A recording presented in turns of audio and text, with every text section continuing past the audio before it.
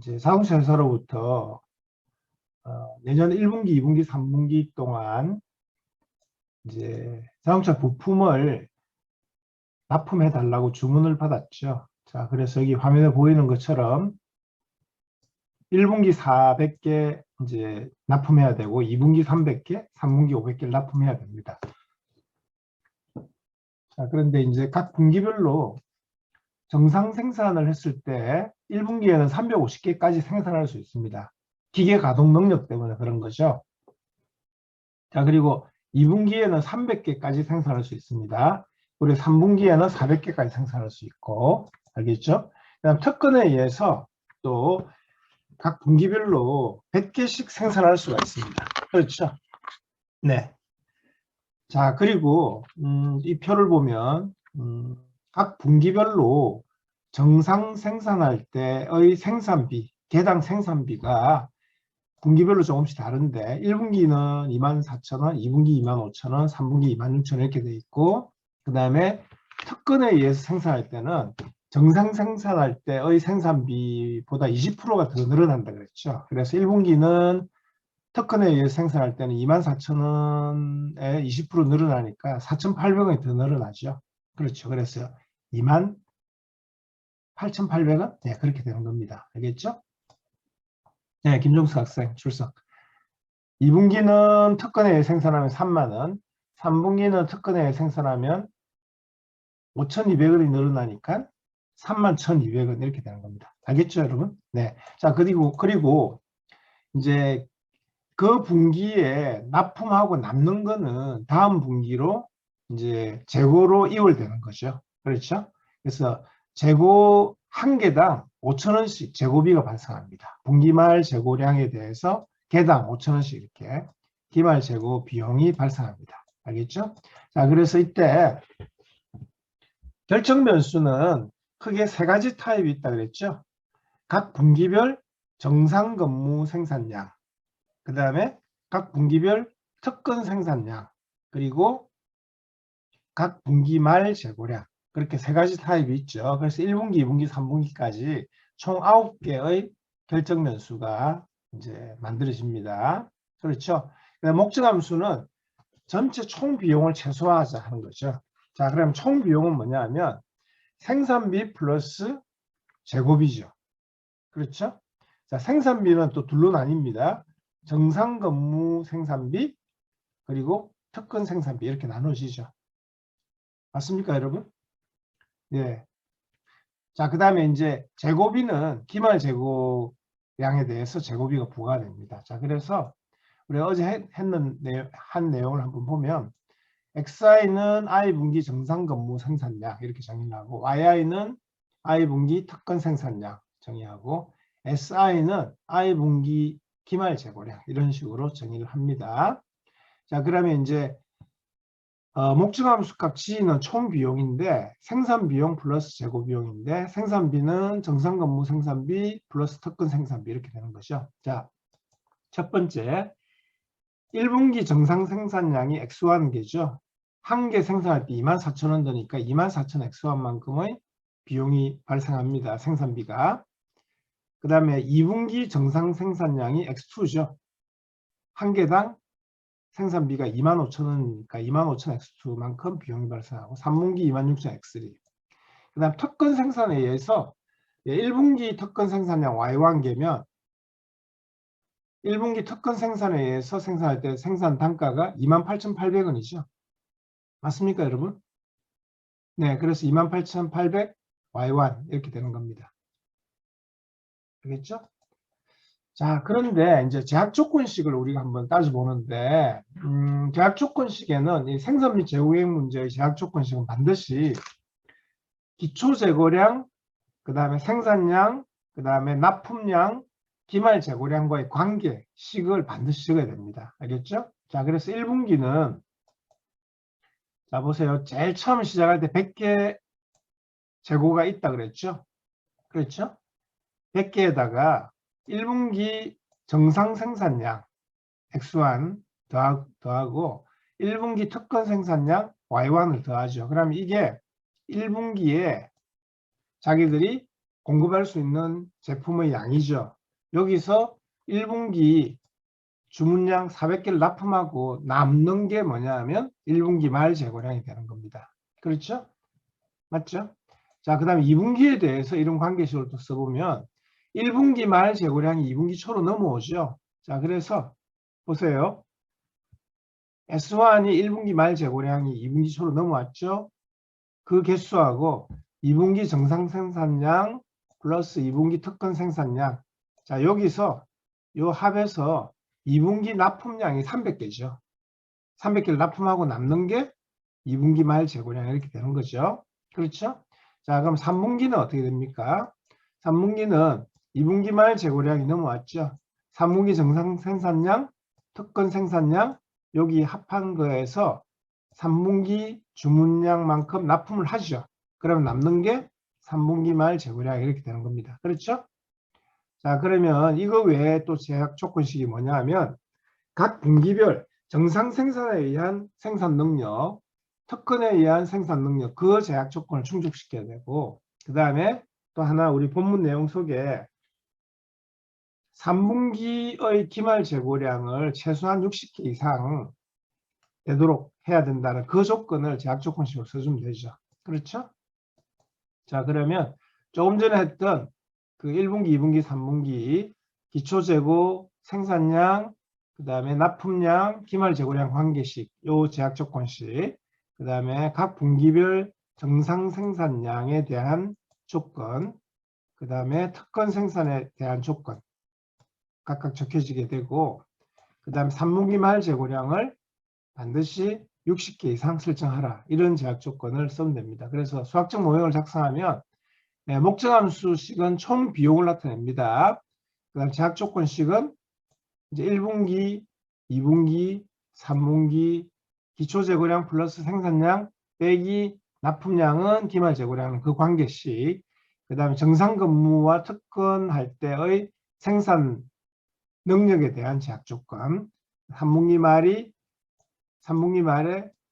기말 재고량이 최소한 60개 이상 만들어야 된다 하는 이 조건. 이렇게 해서 수학적 모형이 만들어집니다. 여러분,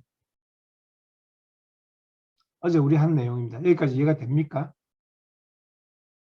네, 이해가 됐습니까? 자, 이해가 됐죠? 자, 그러면 여러분, 우리 엑셀 해착기를 통해서 최적화를 한번 구해봅니다. 여러분, 엑셀 실습 파일, 사상 실습 파일을 한번 열어봅니다.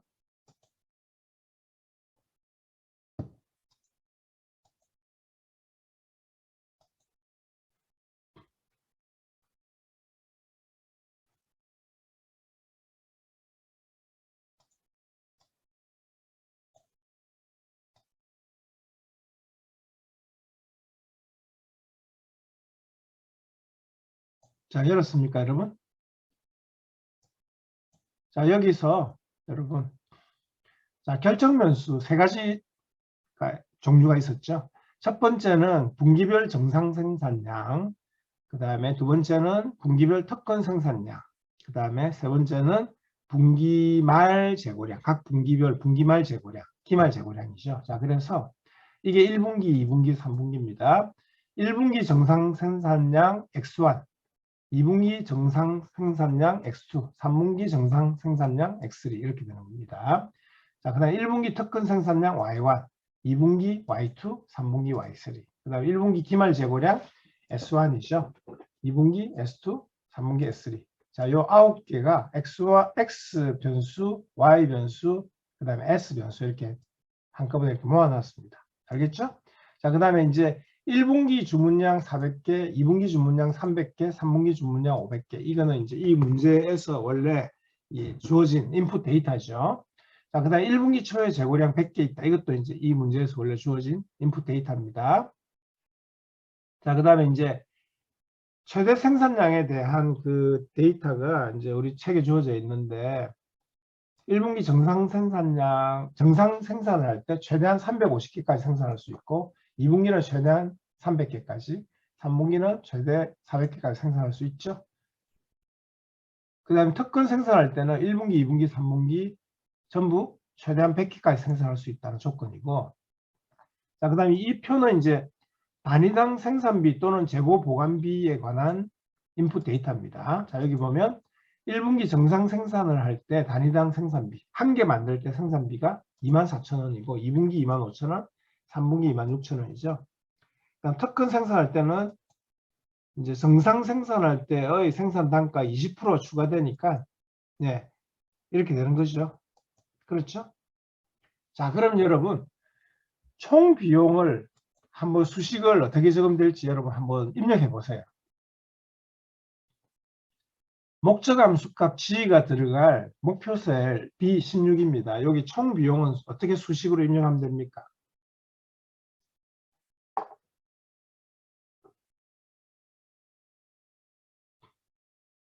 여러분 한번 입력해 보세요. 입력하고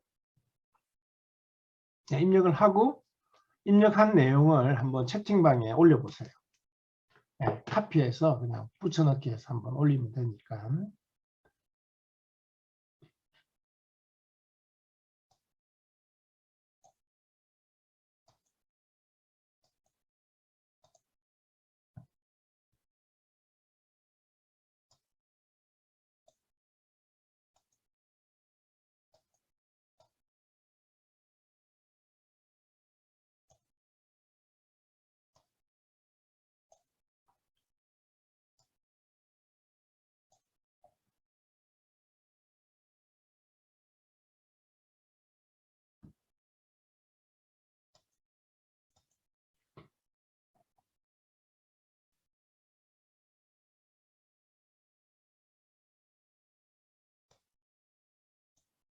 여기 들어갈 수식이 어떻게 되죠?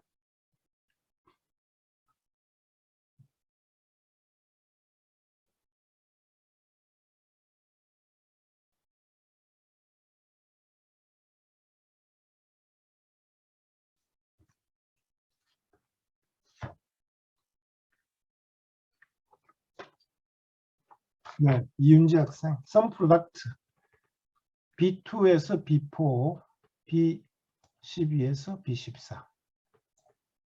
네. 자, 한번 봅니다. 다른 학생들도 그렇게, 장현영 학생도 B2, D4, B12, D14. 네. 네. 이윤지 학생.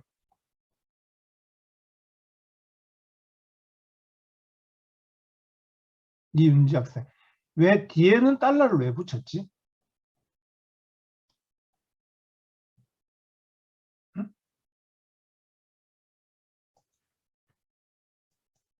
아, 잘못. 달러 그러니까 달러를 붙인다고 해서 그게 틀린 건 아닌데, 굳이 달러를 붙일 필요는 없죠. 네, 달러 붙일 때는 우리가 이제 뭡니까? 지금 이렇게 돼 있는데, 잠깐만. 잠깐만. 이윤지 학생 뭐 잘못된 것 같은데? 내가 잘못했나? 아, B2B사가 아니고, 아까 장현영 학생이 쓴 게 맞네. 그렇죠? 네, 이게 아니고, B2B사가 아니고, 자, 이거부터 해야죠. 지금 여기부터 블럭 잡고, B12, D14, 콤마,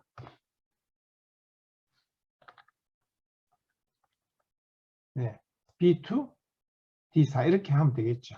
여러분, 한번 보세요. 이렇게 하면 되죠? 물론 셀 범위를 두 개 바꿔도 되지만 여기가 여기 변수 셀 X 변수, Y 변수, S 변수고 여기에 변수 앞에 붙는 개수값이니까 네, 파란색 셀 범위하고 빨간색 셀 범위 이렇게 잡으면 되죠. 맞습니까, 여러분? 네, 장현영 학생 맞습니다. 네, 이렇게 하면 됩니다. 그렇죠? 네, 다른 학생들도 그렇게 하면 되죠. 자, 이런 거죠. 지금 이 목적함수 식을 보면 24,000 X1 플러스 25,000 X2 플러스 26,000 X3 플러스 28,800 Y1 3만 Y2 31,200 Y3 그 다음에 5,000 S1 5,000 S2 5000 S 이렇게 되니까 우리가 일일이 그거를 수식으로 다 곱하기 해서 더하기 해도 되는데 너무 귀찮고 번거롭죠. 예, 그래서 편리한 엑셀 함수인 sum product를 쓰면은 굉장히 간단하게 이렇게 쓸 수 있다 이겁니다.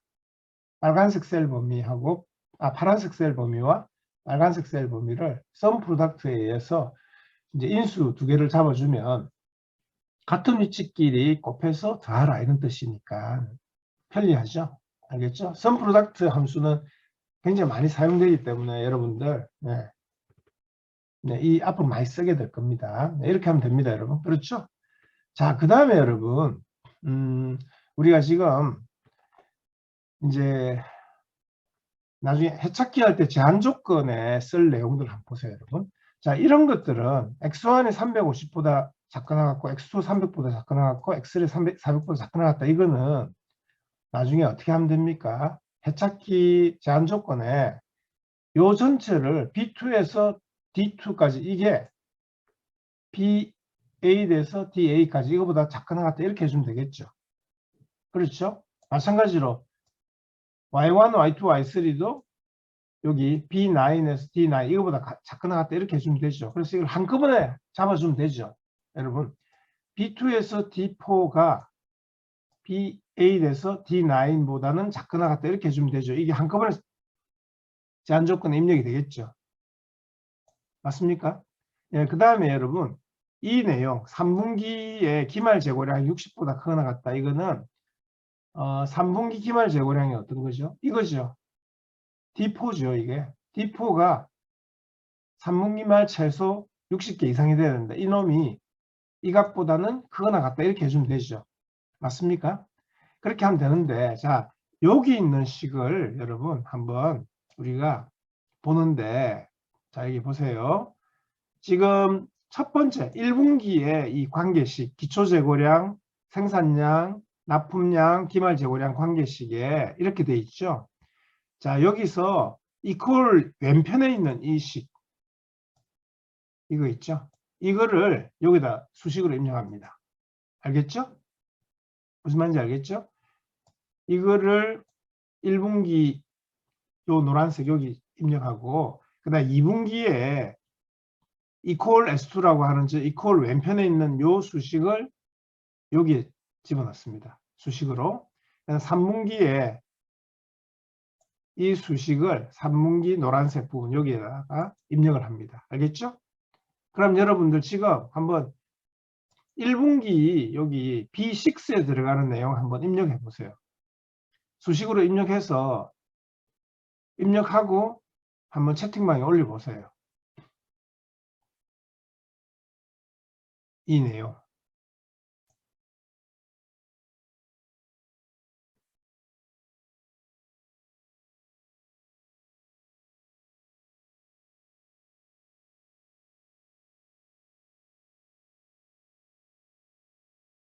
네, 장현영 학생. 차재원 학생 50, 그게 무슨 말이지? 자, 장현영 학생이 이렇게 입력했습니다. 이게 맞는지 한번 다른 학생도 한번 확인해 보세요.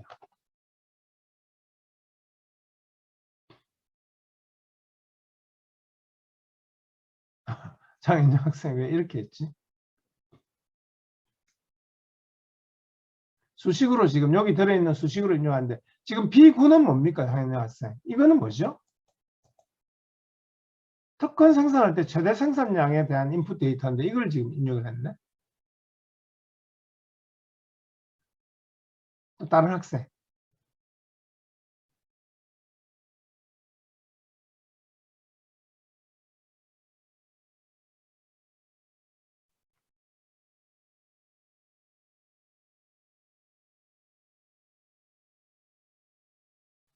여기 입력할래요.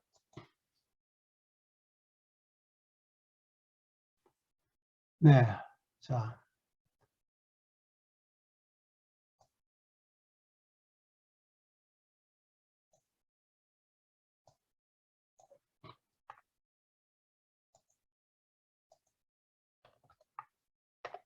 네, 조수원 학생은 이렇게 했고, 그다음 차재원 학생은 이렇게 적었네. 여기 F, 여기가 이퀄이죠. 이퀄이 아니고 플러스죠. 네, 수정하면 어떻게 되죠?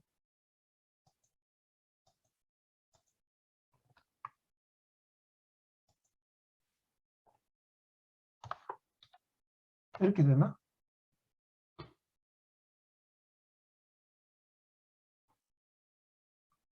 이렇게 되죠, 여러분. 네, 이렇게 하는 게 맞죠? 네, 조성은 학생도 맞는데 여기 있는 수식으로 입력을 하면 되죠.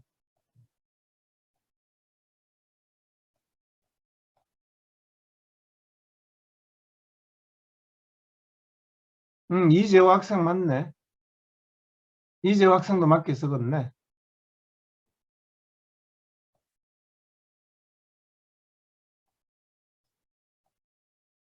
어떻게 맞습니까? 이렇게 하는 게.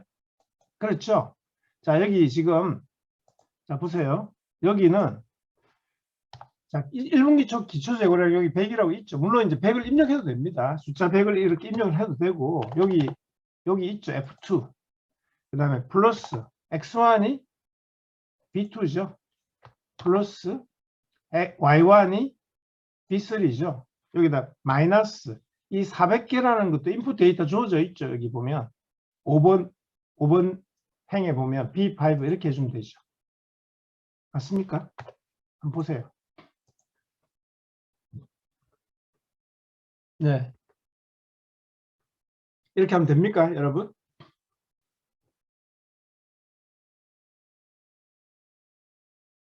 네, 이렇게 하면 되겠죠.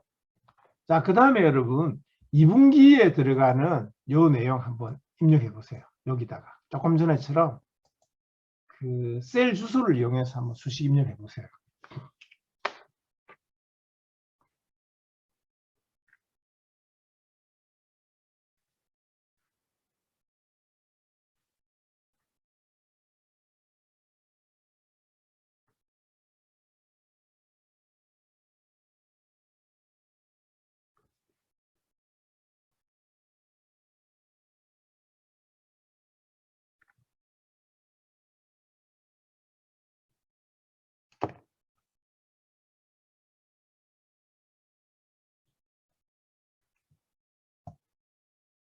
네, 장원호 학생.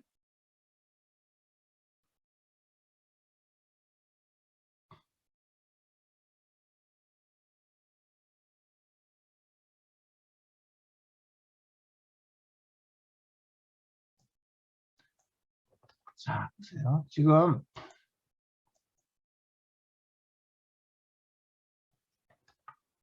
차재원 학생은 이렇게 했고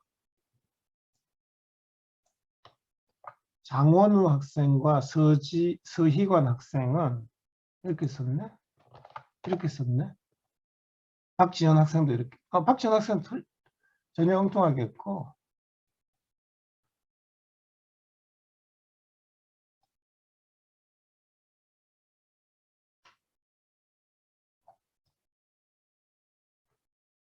네, 어떤 게 맞습니까?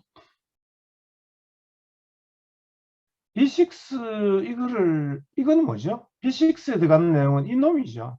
그러니까 물론 이걸 해도 되는데 지금 S1이라고 하는 게 지금 여기 어디 있습니까? 결정면수 기말 재고량 이 놈이죠. 그렇죠? 이걸 쓰면 되죠. 자, 보세요. 이게 S1 아닙니까? 여기 플러스 2분기 정상 생산량 X2 플러스 2분기 특근 생산량 Y2 마이너스 2분기 주문량 이렇게 하면 되죠. 그렇죠? 이재호 학생 맞습니다. 이렇게 해야 되겠죠. 네, B4 대신에 B6를 해도 되는데 결국은 이놈이나 이놈이나 같기 때문에 그런데 근데 이제 이 제약 조건식에 있는 요 변수들을 그대로 우리가 수식으로 쓴다 그러면 S1이 1분기 말 재고량이죠. 그래서 1분기 말 재고량이 B4죠. 그렇죠? 그래서 이걸 써야 됩니다. 아마 B6를 해도 B4 대신에 B6를 해도 해는 똑같이 나올 겁니다. 근데 우리가 지금 이 제약 조건식을 그대로 수식으로 입력한다 그러면 여기 있는 셀 주소를 이용해서 한다 그러면 B4를 써야 되겠죠. 그렇죠? B4 플러스 B2, C2 플러스 C3 마이너스 C5 이렇게 되는 겁니다. 그렇죠? 자, 그 다음에 3분기도 마찬가지니까 2분기를 3분기로 그대로 카피 한번 해보세요, 여러분. 컨트롤 C에서 3분기에 붙여넣기 한번 해보세요. 그럼 3분기에 3분기 요 셀에 컷을 두고 한번 여기 확인해 보세요. 그럼 어찌 됩니까? C4는 뭐죠? 2분기 말 재고량이죠. 그렇죠. 2분기 말 재고량이 3분기 초에 넘어왔죠. 거기다가 플러스 D2 3분기 정상 생산량이죠. 플러스 D3 3분기 특권 생산량이죠. 그걸 합한 거에서 빼기 D5는 3분기 주문량이죠. 그래서 그 빼면 이게 결국 제약조건식, 우리 수학적 모형 제약조건식 요 식에 해당되는 겁니다. 알겠습니까? 그래서 여기에 들어있는 결정변수나 여기 있는 데이터 값들 요 셀 주소를 이용해서 그대로 적어주면 된다 이겁니다. 알겠죠? 자, 그러면 여러분 우리 해찾기를 할 때 자, 이놈이 B6에서 D6가 어떻게 하면 됩니까? 해찾기 할 때는 자, 해찾기에서 B6, D6가 어떻게 쓰면 되겠습니까? 해찾기 할 때.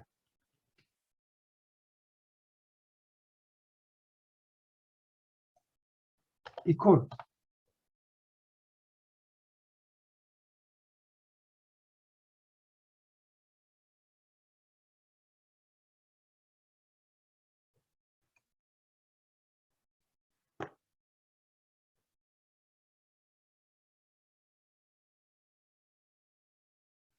보세요.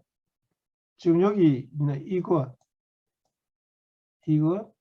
이게 지금 B6, C6, D6죠. 그래서 이걸 한꺼번에 잡았죠. 이게 뭐하고 같다고 하면 됩니까? B4, D4. 예, 맞죠? 이놈과 같죠? 네, 그렇게 하면 되죠. B4, D4. 예, 차재원 학생 맞습니다. 그렇게 하면 되는 거죠. 여러분, 어떻습니까?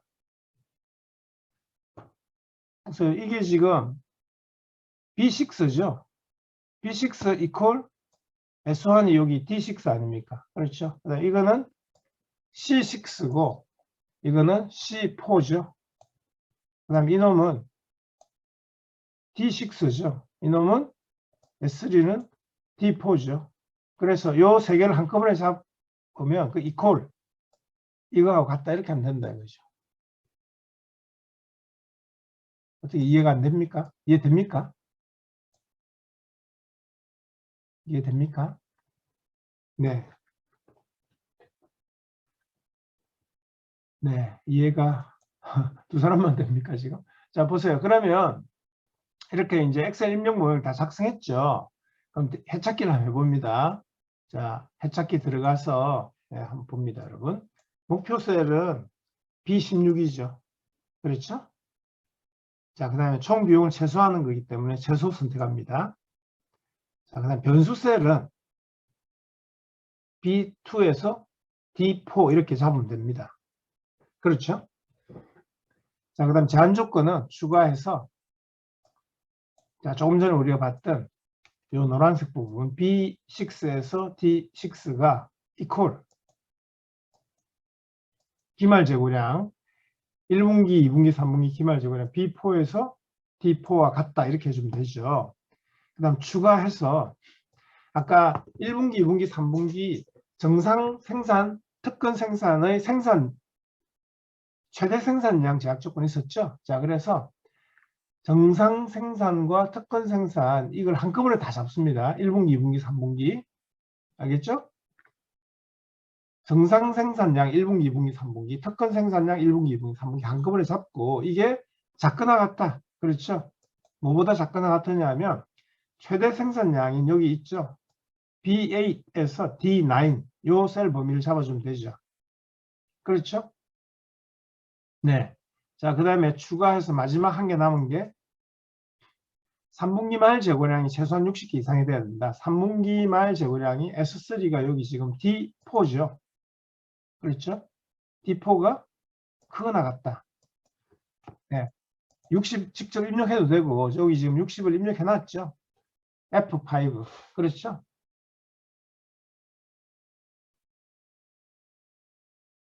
맞죠? 그리고 마지막 비염 제약 조건 추가해서 B2에서 D4까지 한꺼번에 블럭 잡습니다. 네, 크거나 같다. 0보다 크거나 같다. 이렇게 해주면 됩니다. 자, 확인합니다. 자, 여러분 제한 조건 한번 여러분 제대로 입력했는지 확인 한번 해보세요.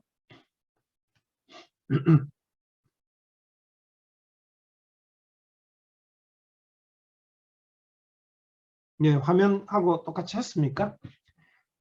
자, 그러면 이제 해법은 단순 LP 이렇게 합니다. 알겠죠? 자, 그리고 해찾기 합니다. 해찾기 해보면 네, 최저가를 구했습니다, 여러분. 총 비용이 3,057만 원 이렇게 나옵니까, 여러분들? 아, 나옵니까? 네. 정원은, 서희관, 이윤지, 조성은, 박지연, 차재훈, 장현영, 최은우 학생, 검지혁, 박은세, 박성훈,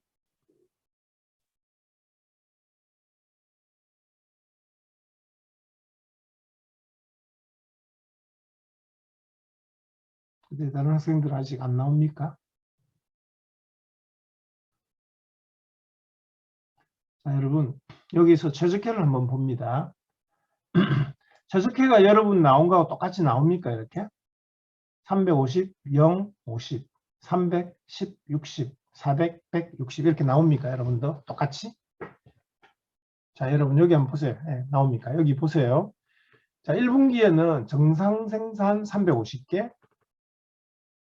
특권 생산 없고 처음에 100개가 있었죠. 1분기 처음에 시작할 때. 그래서 정상 생산에 350개 만듭니다. 그러면 450개가 있죠. 거기서 1분기 주문량 400개를 납품했죠. 그럼 남는 게 50개 아닙니까? 50개 기말 재고가 남았죠. 그렇죠. 자, 그 다음에 2분기에 정상 생산 300개, 특권 생산 10개 합니다. 그리고 1분기 말 재고량 50개가 넘어오죠.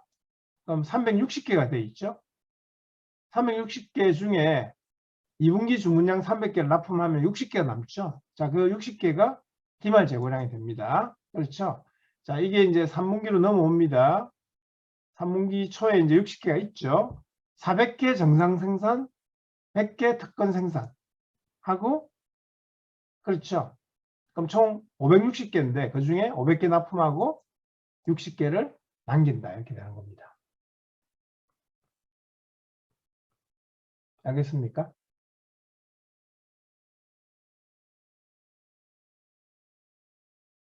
네.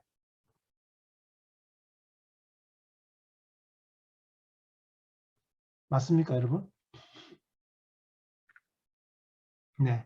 할 수 있겠습니까? 네, 혹시 뭐 안 되는 사람 있습니까? 그러면 새로 한 번 더 입력, 셀 입력 내용이라든지 해찾기를 새로 한번 하면 되니까 어떻게 안 되는 사람 있으면 질문하세요.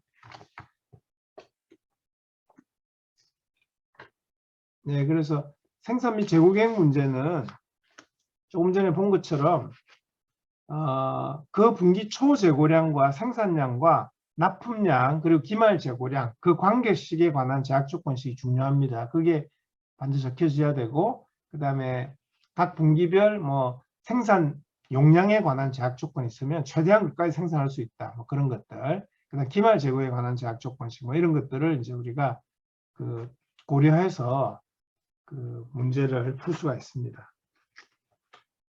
자, 다 됐습니까, 여러분? 자, 그럼 넘어가도 되겠죠? 자, 그러면 우리 이제 예제 4-4번 문제 한번 보도록 합니다.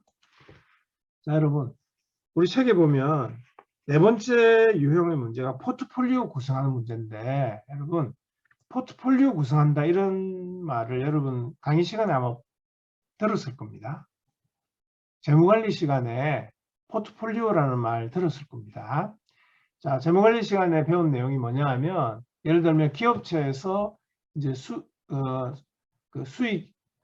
순이익이 많이 남아서 그 순이익을 이제 어딘가에 투자를 하려고 합니다. 뭐 예를 들면 신규 사업 투자를 하든지 아니면 공장을 새로 신설하든지 그런 데 하고도 남죠. 그러면 이제 순수하게 투자 목적으로 투자를 하는데 이제 투자 대안들이 여러 군데가 있습니다. 예를 들면 주식, 그다음에 채권.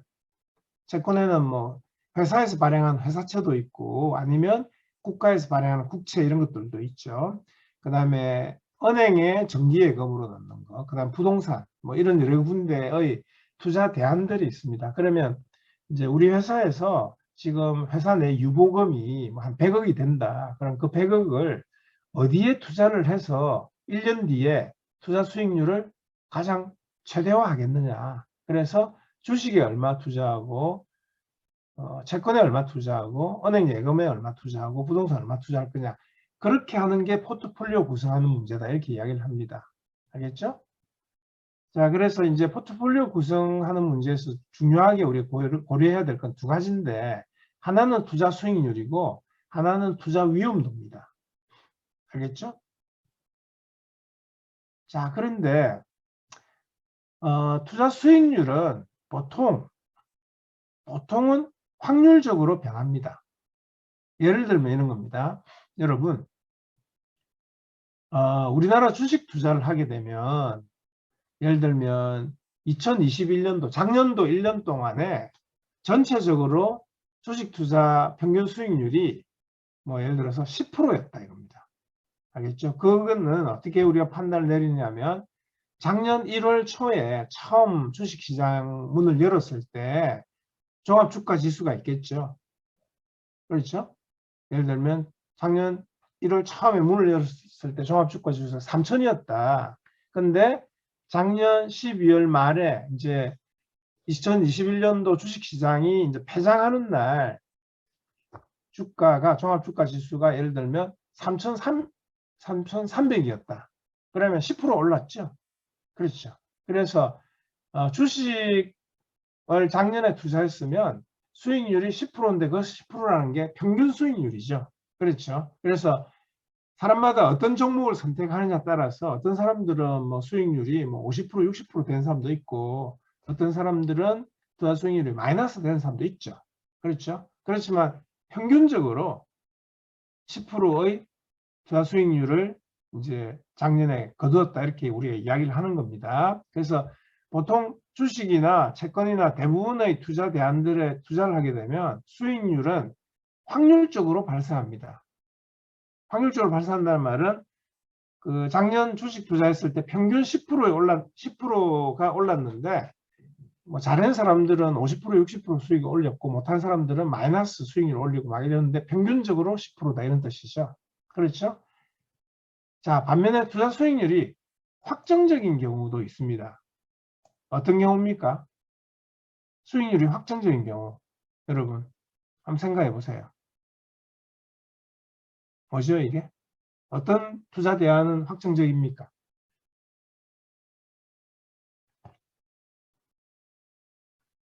은행의 정기예금이 그렇죠. 은행 정기예금은 우리가 은행 정기예금 1년 정기예금 가입을 하면은 뭐 요새는 좀 올라서 뭐 2.1%다, 2.3%다 이렇게 되는 거죠.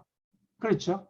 그래서 그 경우는 뭐 은행이 망하지 않는다 하면은 우리가 돈을 투자하면은 1년 뒤에 수익률이 처음에 그 은행 예금 금리 고시한 그 금액 그대로 확정적인 금리를 계산해서 돌려주는 겁니다. 알겠죠? 그래서 은행의 경우 은행 정기예금을 할 때는 투자 수익률이 뭐 예를 들면 뭐 2.3%다 하면은 변동이 없이 딱 2.3%를 주는 겁니다. 반면에 주식 투자는 투자 수익률이 10%인데 확률적으로 10%이기 때문에 평균 10%이기 때문에 이 수익률 자체가 변동이 굉장히 심하다 이거죠. 그래서 우리가 투자를 할 때 고려해야 될 사항 두 가지가 있는데 하나가 투자 위험도입니다. 투자 위험도는 뭘 의미하느냐면 기대 수익률의 변동폭을 뜻합니다. 그러니까 그 평균 10%의 수익률을 올리는데 변동폭이 크면 클수록 위험도가 크다 이렇게 이야기를 합니다. 알겠죠? 자, 그래서 우리가 사람들이 이렇게 판단합니다. 예를 들면 내가 돈 100만 원을 들고 주식 투자에 다 투자할 거냐, 은행에 다 투자할 거냐 이제 고민을 할 수 있죠. 근데 은행에 투자하는 사람들은 내가 1년 뒤면 100% 정확하게 2.3%의 수익은 올린다 이렇게 하고 은행에 투자합니다. 근데 주식 투자하는 사람들은 내가 잘하면 50% 정도의 수익도 올릴 수 있다 이렇게 하고 가는데 투자를 하는데 문제는 마이너스 될 수도 있는 거죠. 그래서 변동폭이 크기 때문에 이런 경우에 주식은 투자 위험도가 굉장히 높다 이렇게 이야기를 하고 은행은 투자 위험도가 제로다 이렇게 이야기를 합니다. 그래서 그 수익률의 변동폭이 작으면 작을수록 투자 위험도는 낮아지고 알겠죠? 그 변동폭이 크면 클수록 투자 위험도 높다 이렇게 됩니다. 그래서 대체로 보면 우리가 주식 투자 수익률이 10%이기 때문에 사람들이 그러면 전부 주식 투자를 해야 되는데 그렇지는 않죠. 왜 그러냐면 위험도가 높기 때문에 주식 투자보다는 은행 예금을 선호하는 사람들이 많다. 특히 보수적인 그 투자 성향이 보수적인 사람들은 안정적인 투자를 원하기 때문에 수익률은 낮더라도 투자 위험도가 거의 제로, 낮은 그런 투자 대안을 선택한다 이런 겁니다. 알겠죠? 자, 그러면 재무관리 시간 여러분 다 배웠을 텐데 투자 대안을 선택하기 위해서 우리가 접근 방법이 두 가지가 있습니다. 하나는 뭐냐면 투자 위험에 대한 조건, 제약 조건을 만족하면서 투자 위험을 제약 조건을 두고 투자 수익률을 맥시마이즈 하지 않은 그런 접근법이 하나 있습니다. 알겠죠? 그 다음 두 번째는 뭐냐면 일정한 수준의 투자 수익률을 보장하는 범위 내에서 이게 조건이 됩니다. 내가 예를 들면 5%의 수익률만 보장하면 되겠다는 건 제약 조건을 두고 그리고 목적함 수식은 투자 위험을 최소화하겠다. 그런 식의 접근 방법이 있습니다. 그래서 1번식으로 하는 문제는 최대화 문제가 되고 우리 서정계획법 문제에 최대화 문제, 최소화 문제 두 가지로 나누는 거죠. 목적함수 값 g를 최대화하는 거를 최대화 문제라고 그랬죠. 그래서 1번이 최대화 문제가 됩니다. 알겠죠? 이게 최대화 문제가 되고 알겠죠? 그 다음에 2번은 이제 제약 조건식의 투자 수익률을 뭐 내가 5% 이상만 보장되면 되겠다. 알겠죠? 그러면서 투자 위험을 최소화하는 그런 방법. 이게 지금 최소화 문제가 됩니다. 목적함수식에는 투자 위험이 수식으로 입력되고 그래서 목적함수 값 g를 가장 미니마이즈 하겠다. 이런 식으로 접근하는 게 있습니다. 알겠습니까, 여러분? 자, 그러면 네, 자 우리 예제 4-4번 문제만 읽어보고 다음 시간에 수학적 모형하고 엑셀 해찾기를 하도록 합니다. 자, 예제 4-4번 같이 한번 읽어봅니다, 여러분. 네, 자 대명투자증권 조 과장은 한 고객이 맡긴 퇴직금 1억 원을 6개 기업에서 발행하는 채권을 대상으로 투자하기로 고객과 합의했습니다. 각 기업의 채권 수익률, 만기, 그리고 신용 등급이 다음 표와 같이 나와 있습니다. 알겠죠? 자, 그래서 이 표를 보면 6개 종목에 대해서 수익률, 이거는 투자 수익률입니다. 1년 동안의 수익률입니다. 그 다음 만기는 이제 뭐냐 하면 각 종목 회사채에 투자하면 이제 S전자는 9년 뒤에 원금과 그 이자를 돌려받는 그런 식입니다. 알겠죠? 만기가 다 있습니다. 회사채는. 그리고 이제 신용 등급이 있는데 신용 등급이 그러니까 A 같은 경우는 신용 등급이 높은 경우 신용 정도가 높다 이렇게 되는 거고 뭐 C, D 이런 것들은 신용 등급이 낮습니다. 그러니까 굉장히 위험도가 높다 이런 겁니다. 알겠죠? 그래서 여러분 여기 보면 대체로 이제 일관된 관계가 존재함을 알 수 있습니다. 자, 신용 등급이 높은 기업들은 대체로 수익률이 좀 낮습니다. 자, 그 다음에 신용 등급이 낮은 비중공업 같은 경우는 수익률이 굉장히 높죠. 그렇죠? 자, 여러분 생각해 보세요. 회사에서 이제 뭔가 어떤 공장을 새로 짓기 위해서 돈이 필요한데 그 돈을 조달하는 방법으로 그 회사가 회사채를 발행합니다. 그러면 회사채를 발행하면 우리 같은 개인이나 증권회사 이런 데서 이제 그 회사의 회사채를 사게 되는데, 그래서 비중공업이 돈이 필요해 가지고 회사채를 발행하는데 신용등급이 낮습니다. 그러니까 이 회사가 조금 좀 뭐랄까 안정적이지 않고 불안한 회사입니다. 그래서 이런 경우는 수익률을 높게 설정을 해야 사람들이 비중공업 회사채를 살 거 아닙니까? 그렇죠? 그렇죠. 자, 그래서 일단 여기서 이 이제 고객이 맡긴 1억 원을 이제 어떻게 투자할 건지 이 6가지 종목에 각각 첫 번째 종목에는 얼마 투자하고, 두 번째 얼마 투자하고, 세 번째 종목 얼마 투자하고 이런 걸 결정해야 됩니다. 알겠죠? 자, 그래서 퇴직금을 맡긴 고객의 투자 위험을 분산시키기 위해서 채권 한 종목당 투자 금액을 전체 투자 금액의 25%를 초과하지 않도록 했습니다. 전체 1억 중에 각 종목에 투자하는 금액을 25%니까 2,500만 원 이상 투자하지 않도록 한다. 그 이하로 투자하겠다. 이런 조건이 하나 있고, 그리고 또 최소한 전체 투자 금액의 50% 이상을 만기 10년 이상인 장기 채권으로 투자하기로 했다.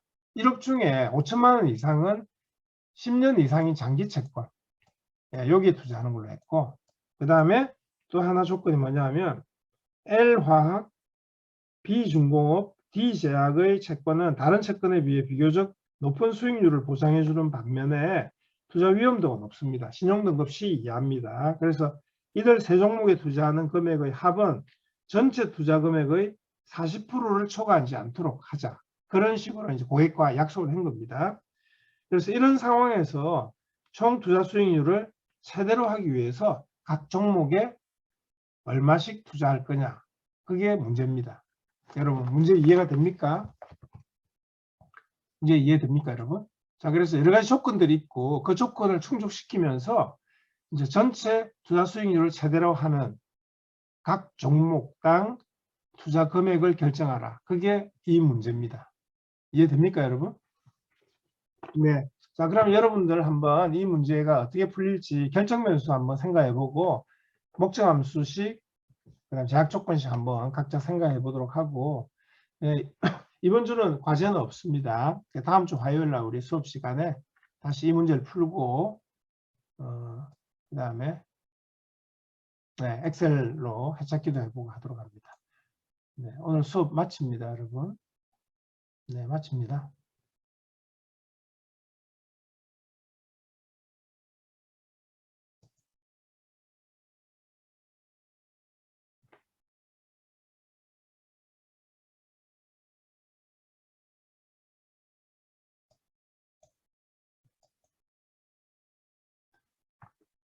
네, 자, 빠져나갑니다, 여러분.